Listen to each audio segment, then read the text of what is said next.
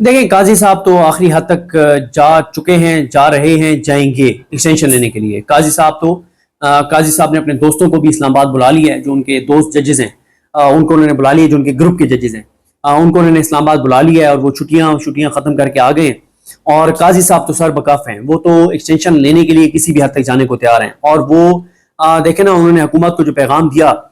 قاضی صاحب نے، یہ جو پہلی جو سماعت تھی توہین عدالت کی، جو انہوں نے رائنا سعید خان کو عہدے سے ہٹانے کے حوالے سے، جو وائلڈ لائف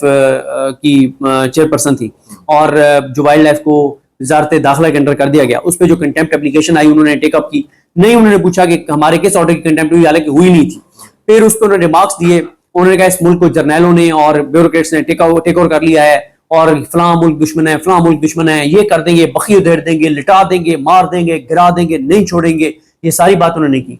پھر 15 اگست کی سماعت میں کیا کہا انہوں نے؟ شہباز شریف کو ڈیفینڈ کیا۔ نہیں شہباز شریف تو نہیں، وہ شہباز شریف بیچارے کا کیا قصور ہے، شہباز شریف کو ڈیفینڈ کیا۔ پھر انہوں نے جناب 15 اگست والی سماعت میں قاضی صاحب نے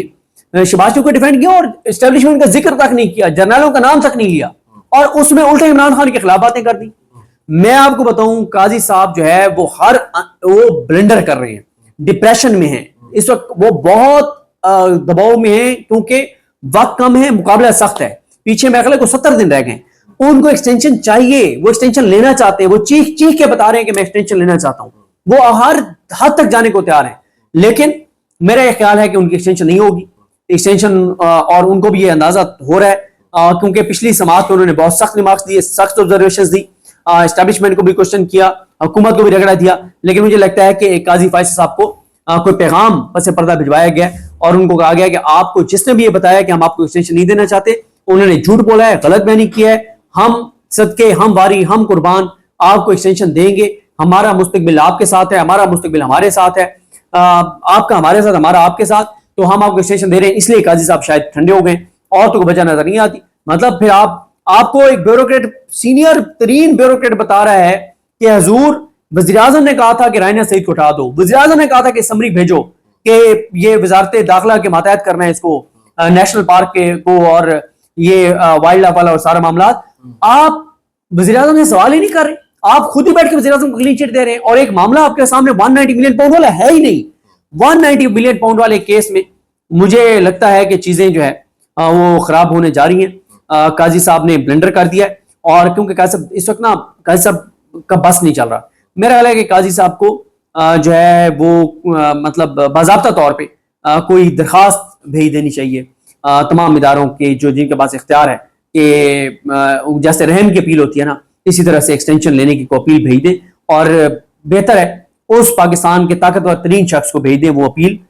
جس کے ہاتھ میں اس وقت اختیار ہے ان کی ایکسٹینشن کا، اور اس کا نام ہے عمران احمد خان نیازی۔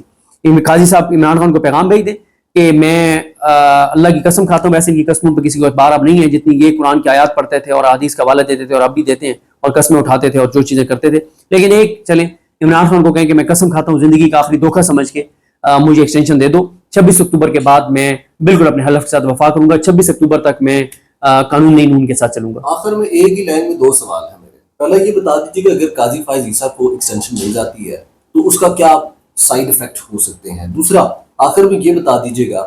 کہ عمران خان جو اس وقت اڈیالہ جیل کے اندر قید و بند سلاسل ہیں، یہ کب تک جیل کے اندر رہیں گے، اور ان کے باہر آنے کے کیا امکانات ہیں، اور آپ کے پاس کوئی بڑی خبر کیا ہے؟ کیونکہ آپ کے پاس ایڈوانس میں خبر ہوتی ہے۔ نہیں، خبر تو ہمارے پاس سچ نہیں ہے کہ اب کیا چیز ہوگی، مطلب ایک تو انالیسز ہی ہے نا، خبر تو نہیں ہے۔ انالیسز یہ ہے کہ عمران خان صاحب کے جو کیسز ہیں وہ 27 اگست تک منطقی انجام کو پہنچ جائیں گے، جن کیسز میں اب عمران خان اریسٹ ہے، یعنی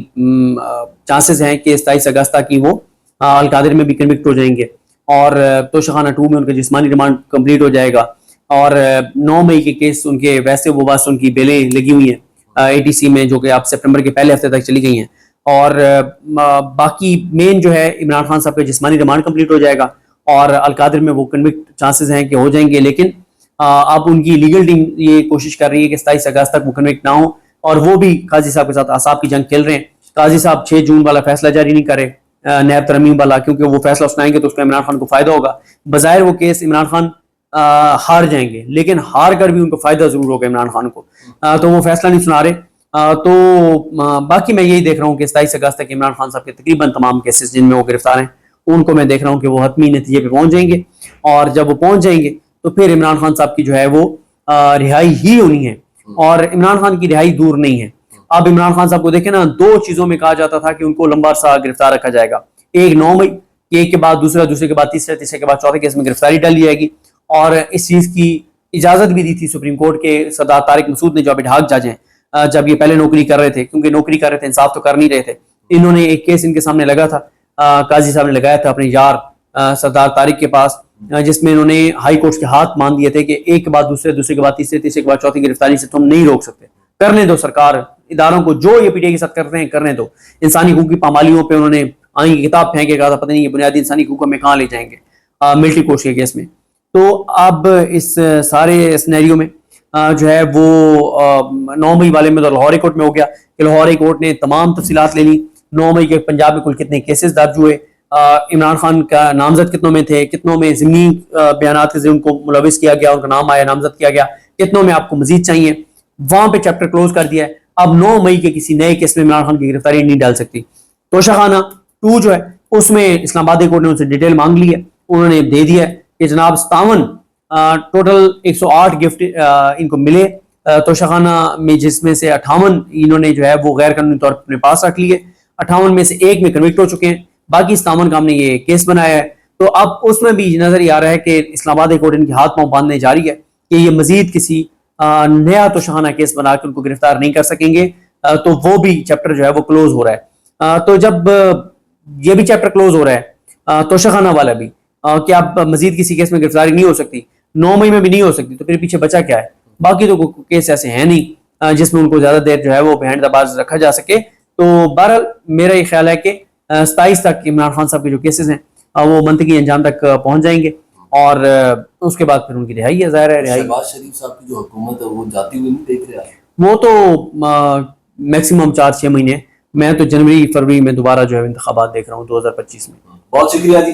صدیق جان صاحب ہمارے ساتھ پروگرام کے اندر موجود تھے, جنہوں نے اپنا انالیسز رکھے. آپ نے میزبان طیب گوندل کو اجازت دیں. اللہ نگہبان.